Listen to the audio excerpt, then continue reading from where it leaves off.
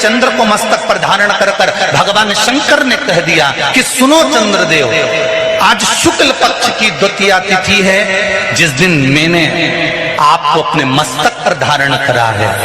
जो भी शुक्ल पक्ष की द्वितीया तिथि को चंद्र का दर्शन करेगा, उसकी जिंदगी में कभी रोग से वो ग्रसित नहीं होगा।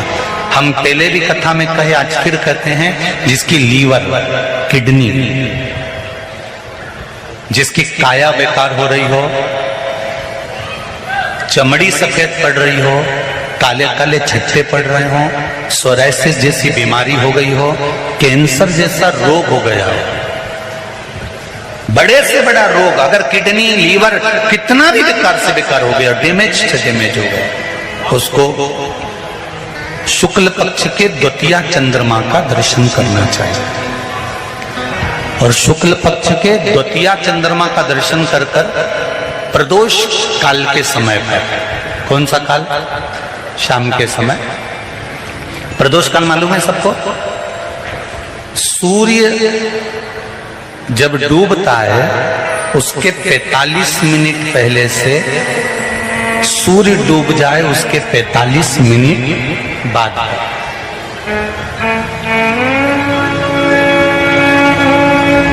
कितने मिनट पहले? जम के बोलो जरा। 45 मिनट पहले से 45 मिनट बाद प्रदोष काल का क्रम। चंद्रदेव का दर्शन कर कर कच्चे दूध का छींटा, सफेद पुष्प चंद्र को समर्पित करो। सफेद चंदन का छींटा चंद्रदेव को दीजिए।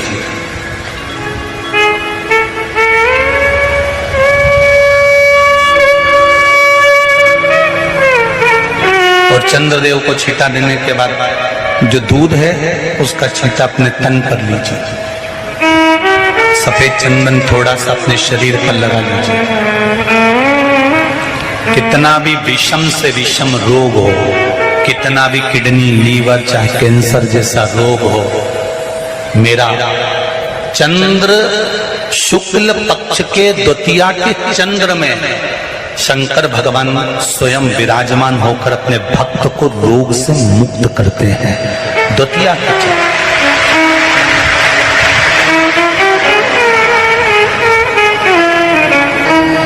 जम के बोलो कौन सी तिथि है?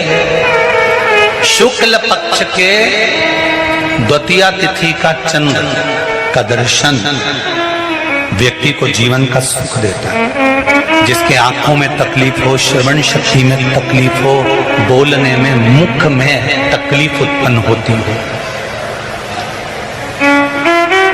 भारी से भारी रोग,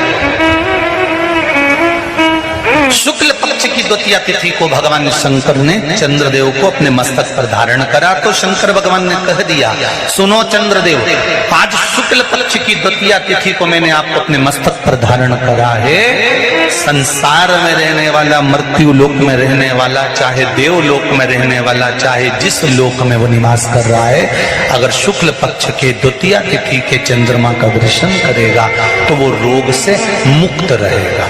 अब हमारे यहाँ इतनी अच्छी अच्छी तिथियां दी हैं, कैलेंडर तक में लिखा हुआ है कि चंद्र दर्शन। अब उसके बाद भी लोग चंद्र दर्शन नहीं करें तो फिर उनका भाग्य बेकार। पंचांग में लिखा है कि चंद्र दर्शन, बोलो सही है कि गलत है? उसमें पंचांग में लिखा है कि चंद्र दर्शन, शुक्ल पक्ष की द्वितीया तिथि चंद्र दर्शन।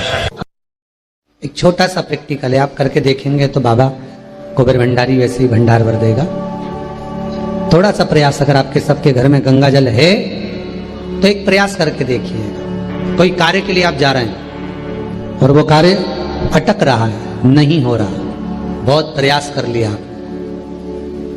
बहुत दिन से लगे हुए कि ये काम होना ही चाहिए, ये काम बहुत जरूरी और होना ही चाहिए, नहीं हो रहा। एक कटोरी में गंगा का जल निकाल लीजिए और कटोरी में गंगा का जल निकाल कर तुम्हारे घर में एक सिक्का पड़ा हो, 1 रुपया, 2 रुपया, 5 रुपया, कोई सा भी एक सिक्का पड़ा हो, जो भी सिक्का पड़ा हो, कुंदकेश्वर महादेव का नाम लेकर, जहां परिंदा होता है, पानी का मटका होता है, पितरों का स्थान होता है, हंडा भरते हो, मटका भरते हो, उसके पास में उस कटोरी को रखकर 1 का सिक्का, 2 का सिक्का, 5 का सिक्का, 10 का सिक्का, जो तुम्हारे पास सिक्का पड़ा हो, जो भी तुम्हारे पास पड़ा हो, वो सिक्के को हथेली में लेकर कुंदकेश्वर महादेव का नाम लेकर उस कटोरी में डाल दीजिए और उस जल को नैनों से लगाकर आप काम के लिए निकल जाइए। वो काम आपका सफल होकर ही रहेगा, छूट नहीं सकता। गंगा के जल में वो बल होता है, और आप जो सिक्का डाल रहे हो वो ये समझ कर डालें कि कुंदकेश्वर महादेव को मैं गंगा में स्नान करने के लिए। हमारे यहाँ पहले हमने भी देखा, आपने भी देखा होगा, किसी जब बारिश नहीं होती है या कोई काम अटक जाता है, जब बारिश, तो क्या करते थे पहले के जमाने में कि मंदिर को पैक कर दे, उसमें पानी भर दे शंकर जी के ऊपर। आपने कई जगह देखा होगा, उसमें शिव जी को डुबा, तो किसके लिए डुबाते थे? कुंदकेश्वर महादेव के। ये नियम है कुंदकेश्वर महादेव का। पर आज के जमाने में तो चंपेश्वर महादेव है तो उनको भी डुबा दे, गुप्तेश्वर महादेव है तो उनको भी डुबा दे। ये उनके लिए नहीं है। कुंदकेश्वर महादेव किनका नाम है? जम के बोलिए, कुंदकेश्वर महादेव। ये कुंदकेश्वर महादेव उस कटोरी में, उस बाटकी में सिक्के को डाल, और फिर जब आपका काम हो जाए, आप जिससे मिलने गए हो, जिससे काम की बात करने गए और काम हो गया, तो वो जल ले जाकर सिक्के के साथ, सिक्का तो डालो मंदिर में, कहीं दान पेटी आदि में, और वो जल भगवान कुंदकेश्वर के नाम से शिव जी को समर्पित कर दो। बाबा से विनती करो, बहुत बहुत साधुवाद है बाबा, आपने मेरी लाज रख ली, तेरी कृपा बनी रहे, बस ये सुख मिलता। कनेर के पुष्प की माला, काई के पुष्प की? कनेर का वो पीला जो फूल होता है, आप टीवी पर दर्शन कर रहे होंगे, कनेर के पुष्प की माला, जो ऊपर जलाधारी लगी है, जिस जलाधारी में से बूंद बूंद पानी गिरता है, ये शंकर भगवान की 5 बेटियों का स्थान है। कौन कौन सी बेटी? नाम ले, जया, विषहरा, श्यामली बारी, दौतली, और 5वें नंबर की देव। ये शिव जी की 5 लड़की जो पानी बूंद बूंद नीचे गिरा रही है। शंकर भगवान की बेटियों के स्थान से, शंकर भगवान की जो ये जलाधारी, अशोक सुंदरी वाला स्थान, ये जो जलाधारी है, बेटियों के स्थान से जलाधारी तक जो कनेर के माला बनाकर स्पर्श कर लगा देता है, शिवरात्रि के दिन, प्रदोष काल के समय पर, उस पति पत्नी में कितना भी झगड़ा हो रहा हो, आपस में प्रेम बनना प्रारंभ हो जाता है। अदालत का केस धीरे धीरे समाप्त हो, अदालती कार्रवाई। यहां तक कहा गया, कनेर का पुष्प, भाई भाई में विवाद हो रहा हो, जमीन के लिए विवाद हो रहा हो, किसी प्रॉपर्टी के लिए विवाद हो रहा हो, या किसी अन्य विवाद में पड़े हुए हो, या तुम्हारे दुश्मन बढ़ रहे हो, तो भी कनेर का पुष्प शिव को समर्पित किया जाता। कनेर सुख प्रदान, आनंद, जिसको कोई ना पाए उसको मेरा महादेव पाए। महाराज, खाली न जाता कोई दर से तुम्हारे, मैं भी खड़ा हूं